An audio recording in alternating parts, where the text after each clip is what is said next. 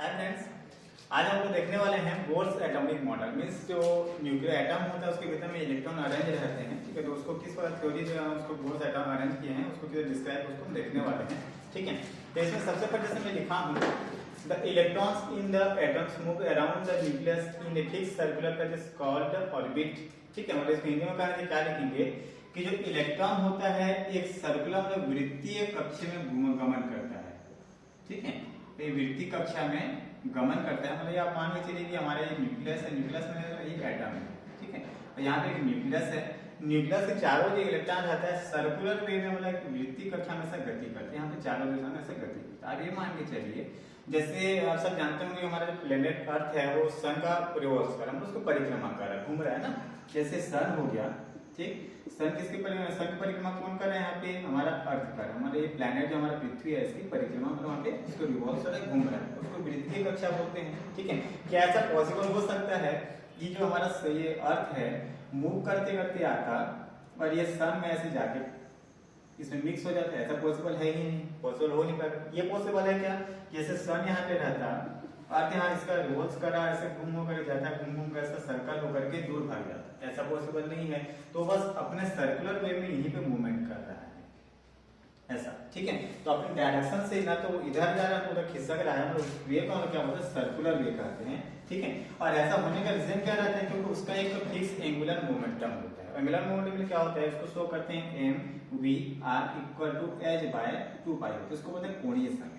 ठीक है, पहला में क्या बोलेंगे हिंदी में कि इलेक्ट्रॉन नाभिक की चारों वृत्ताकार कक्षा में गति करता है जिसका एंगुलर मोमेंटम मतलब कोणीय संवेग mvr बराबर h बटे 2 पाई होता है, जहां m क्या होता है मास ऑफ इलेक्ट्रॉन मतलब इलेक्ट्रॉन का द्रव्यमान, v बोलने से वेग इसको बोलते हैं वेलोसिटी, r बोलने से त्रिज्या इसको बोलते हैं रेडियस, s तो प्लांक कांस्टेंट होता है, हिंदी इंग्लिश दोनों में इसको प्लांक में आता है, प्लांक कांस्टेंट इसको लिखा जाएगा। ठीक है, जिसको mvr से इक्वल टू h बाय 2 पाई से शो करते हैं। तो आई थिंक पहले वाला बस समझ में आ गया होगा क्या करेंगे, इलेक्ट्रॉन जो रहता है नाभिक की चारों ओर सर्कुलर वे में मूवमेंट करता है और उसका कोणीय संवेग मतलब मोमेंटम कितना होता है mvr equal to h upon 2 pi होता है।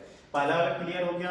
अब सेकंड में आते हैं, ये कह रहा है the orbit are associated with the defined energies and are called energy cell. These are designed as 1 2 3 4 5 और k l m n o। ठीक है, ये कह रहा है कि जो इलेक्ट्रॉन्स जो मूवमेंट करते हैं कहाँ मूवमेंट किया, ये सर्कुलर वे में मूवमेंट, उसका एक फिक्स एनर्जी होता है। ठीक है, उसका जैसे इसका एनर्जी 1 है, इसका एनर्जी 2 है, इसका एनर्जी 3 है, ऐसा वो नीचे से बढ़ते हैं धीरे धीरे करके। तो ये जो एनर्जी लेवल बढ़ते हैं इसको हम लोग के एल एम एन से शो करते हैं, इसी को हम लोग सेल कहते हैं। इसको हम क्या कहते हैं, सेल। इसको हिंदी में हम लोग कहते हैं कक्षा। सेल को ऑर्बिट भी कहते हैं, इसको ध्यान दीजिएगा, सेल को ऑर्बिट भी कहते हैं, हिंदी में इसको कक्षा कहते हैं या इसको कहते हैं कोष भी कहते हैं। ठीक है, तो क्या कह रहे हैं कि इलेक्ट्रॉन जहां पे सर्कुलर या वृत्तीय पथ में गमन करता है उसकी एक निश्चित ऊर्जा होती है और उसको क्या से दर्शाते हैं 1 2 3 4 5 या उसको के एल एम एन से नीचे उसको बढ़ाते हुए लेके जाते हैं। ठीक है, ये दूसरा पॉइंट भी क्लियर हो गया। तीसरा पॉइंट आता है as long as the electron move in a permissible orbit it does not radiate energy or absorb energy रहता है। ठीक, आप ये मान के चलिए कि जो सेल है, इसको मैं थोड़ा फिर से बना दे रहा हूँ कि जो सेल किसको बोलते हैं हम लोग, मतलब कोष कौन सा है, इलेक्ट्रॉन के चारों तो सर्कुलर वे है, इसको हम कोष कहते हैं।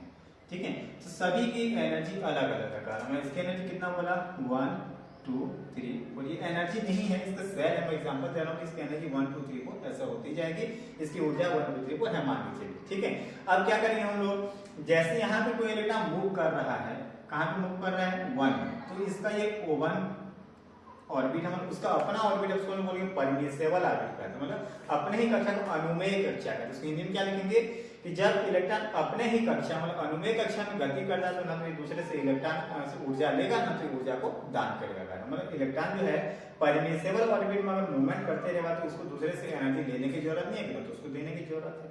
ठीक, आप अपने घर में रहोगे, सेफ रहोगे, तो अगर आप अपने आप स्टेबल हो तो क्यों दूसरे से लोगे या दूसरे को क्यों दोगे? वही इसका स्थिति है कि अपने आप में जब रहेगा तो ना तो दूसरे से लेगा ना दूसरे को ही देगा। ठीक है, इसको हम कौन सा ऑर्बिट बोले, इसको उसको परमिसिबल ऑर्बिट मतलब उसको हिंदी में कहते हैं अनुमेय कक्षा कहते हैं। ठीक है, अगला फिर आता है the electron absorb energy when it jump from an orbit of lower energy to an orbit of higher energy. This is known as excited electron। और ये कह रहे हैं हिंदी में कि इलेक्ट्रॉन जो होता है यदि निम्न से उच्च में जंप करेगा, ठीक है। निम्न सूक्ष्म मतलब इसकी ऊर्जा कम है, इसकी ऊर्जा ज्यादा है, तो निम्न सूक्ष्म में जंप करेगा तो उसको दूसरे से ऊर्जा लेने की आवश्यकता पड़ेगी। मान लीजिए ऐसा हो गया कि एक लड़का है देवेश, ठीक है, और एक लड़का है शुभम, ठीक है। देवेश और शुभम दो लड़के हैं, तो देवेश की जो ऊर्जा है वो एक ऊर्जा वाला है, मतलब उसकी ऊर्जा कम है। मान लीजिए लखपति है, लखपति में 1 लाख रुपया रखा हुआ है, ठीक है, और शुभम जो है वो करोड़पति है। कितना रुपया रखा है? करोड़ रुपया रखा है।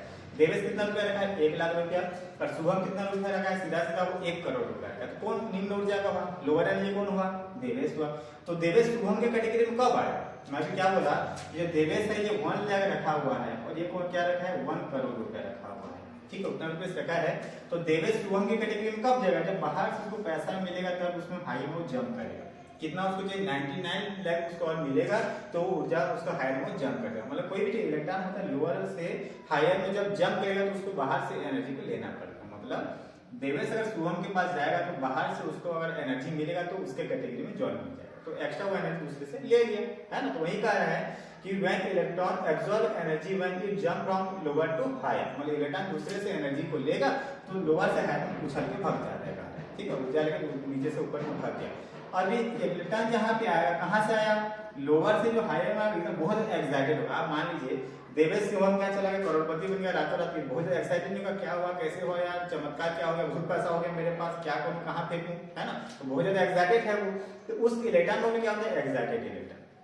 समझ में आ रहा है? अभी क्या बोला मैं, ये वाला क्या पॉइंट इसमें है कि हिंदी में इसको बनाने में क्या लिख सकते हैं कि इलेक्ट्रॉन जब निम्न से उच्च ऊर्जा में जंप करता है, उछल के जाता है या फिर कूदता है बोलते हैं, तो ये बाहर से ऊर्जा को लेता है, एब्जॉर्ब करता है, ठीक है। और उस इलेक्ट्रॉन क्या बोलेंगे, जो निम्न से उच्च में चला गया उसको क्या बोलेंगे हम लोग? एक्साइटेड, मतलब ज्यादा उत्तेजित इलेक्ट्रॉन कहते हैं उसको, ठीक है। ये वाला पॉइंट हो गया। नेक्स्ट मतलब excited electron have a tendency to return back into its original position when electron return to the lower energy state it's emitted the extra energy। मतलब क्या कह रहा है, देवेश जो है शुभम के यहाँ चला है, ठीक है, लखपति वाला करोड़पति बन गया, लेकिन आप जानते हो कि अचानक से मिला हुआ पैसा कभी टिकता नहीं है ना। तो जब ये लोअर वाला हायर में चल के आ गया तो इसको बहुत ज्यादा पैसा, इतना ज्यादा एक्साइटेड है, उसको नींद नहीं आ रही, उसको फिर अपने घर में रिटर्न जाना है, ठीक है। तो अमीर जो होता है कभी भी गरीब बन सकता है, क्यों? तो तुरंत में रातों रात बन जाएगा, उस पैसा को छोड़ा गरीब बन जाएगा। अब गरीब को रातों रात अमीर बोलने से थोड़ा टाइम तो लगेगा ना।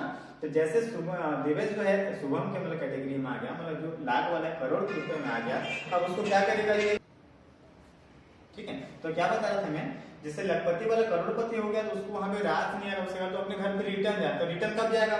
जब जितना एक्स्ट्रा जाएगा उसको छोड़ देगा बाहर, तो रिटर्न जा सकता है, तो उसको हम क्या बोलते हैं? इमीडिएट बोलते हैं, उसको बाहर फेंक दिया, उसको मतलब त्याग कर दिया। तो वही कह रहा है कि जो एक्साइटेड इलेक्ट्रॉन मतलब उत्तेजित इलेक्ट्रॉन जो रहता है, अगर अपने मूल कक्षा में जाना चाहता है तो जाने की प्रवृत्ति वो रखता है, तो कब जा सकता है? जब वो एक्स्ट्रा एनर्जी को बाहर उसको फेंक देगा। दूसरों में हिंदी में क्या लेंगे कि एक्साइटेड उत्तेजित इलेक्ट्रॉन अपने मूल कक्षा में रिटर्न जा सकता है और जाने के लिए अपनी अतिरिक्त ऊर्जा को त्याग करना, बाहर उसको फेंक देता, त्याग कर देता है, ठीक है। फिर सी नंबर इसमें आ गया, the emission of energy is not continuous but is in the form of quanta or bundle, means a definite amount of energy is emitted or absorbed। मतलब ये कह रहा है कि जो एनर्जी को बाहर रिलीज करेगा, कौन रिलीज करेगा? जो एक्साइटेड इलेक्ट्रॉन यहाँ से यहाँ जंप किया था, फिर कहाँ रिटर्न किया?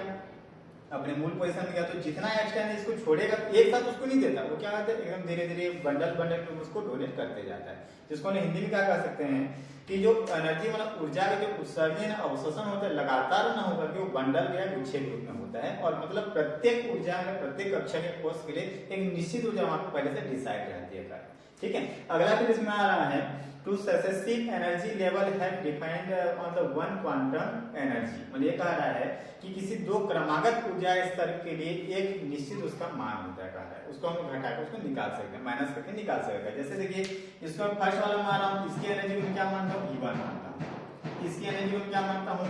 E2 मानता हूँ, 3 वाले की एनर्जी मान लेता हूँ E3 मानता हूँ। तो मुझको ये जानना है कि फर्स्ट सेल और सेकंड सेल के बीच में कितना एनर्जी का डिफरेंस है, उसको कैसे शो करूंगा मैं? E2 minus E1 equal to H mu से इसको शो किया जाता है, उसी को मैं यहाँ नीचे में लिखा हुआ। इसका मतलब ये हुआ, जैसे ये देखिए कि कोई जो लड़का है यहाँ से 1 किलोमीटर दौड़ के गया, एक लड़का 1 किलोमीटर दौड़ के गया और एक लड़का 2 किलोमीटर दौड़ के गया, तो दोनों का डिफरेंस कैसे निकालते हैं, ज्यादा में कम को ही माइनस करते हैं ना, कम में ज्यादा तो माइनस नहीं कर पाएंगे। तो मैं क्या करूंगा 2 - 1 करूंगा तो मुझको इसका वैल्यू पता चलेगा। तो चेंजेस का मीनिंग यही होता है कि हायर माइनस लोअर करोगे तो आपको उसका वैल्यू पता चल जाता है। तो वही करना है मुझको।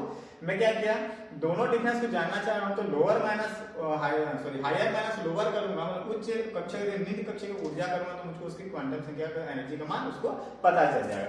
मैं क्या करता हूँ 3 और 4 का कैलकुलेशन करता हूँ। मान लो कि 3 वाले की एनर्जी E3 है और 4 वाले की एनर्जी जो है वो क्या है E4। तो कैसे जानूंगा दोनों डिफरेंस को, मैं शो करूंगा E4 minus E3 equal to H में से इसको शो किया जा सकता है, मतलब इन्हीं भी तो क्रमागत ऊर्जा है सब के अंतर को इस प्रकार से शो करते हैं। चलिए कौन कौन सा पॉइंट हमारे पास और फिर से देखिए, ये कहता है कि नाभिक के चारों इलेक्ट्रॉन जो है सर्कुलर वे में मूवमेंट करता है, मतलब वृत्तीय कक्षा में गति करता है।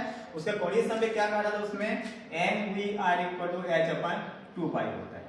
h/2 में इसका हमारा फर्स्ट वाला सेल रहेगा इसका 1h लिखूंगा, इसमें सेकंड सेल का रहेगा तो 2h लिखूंगा इसको। तो इसको हम डायरेक्टली क्या लिखते हैं nh/2π से इसको शो करते हैं। ठीक है, नेक्स्ट इसमें आता है फिर इसमें क्या कर रहा है कि जो इलेक्ट्रॉन जहां पे मूवमेंट कर रहा है जो सर्कुलर वे पे उसकी एनर्जी क्या से शो करते हैं 1 2 3 4 मतलब 1 2 3 4 या फिर इसको KLMN से शो करते हैं जिससे हम सेल कहते हैं। ठीक है, नेक्स्ट इसमें क्या कह रहा है, अगला इसमें क्या है इलेक्ट्रॉन जब अपने ही परिमेशन में अपने ही कक्षा में घूमेगा तो उसको ना तो एनर्जी उसको देने की आवश्यकता है ना तो एनर्जी उसको लेने की आवश्यकता, तो अपने घूमते रहेगा मस्त बेचारा है ना।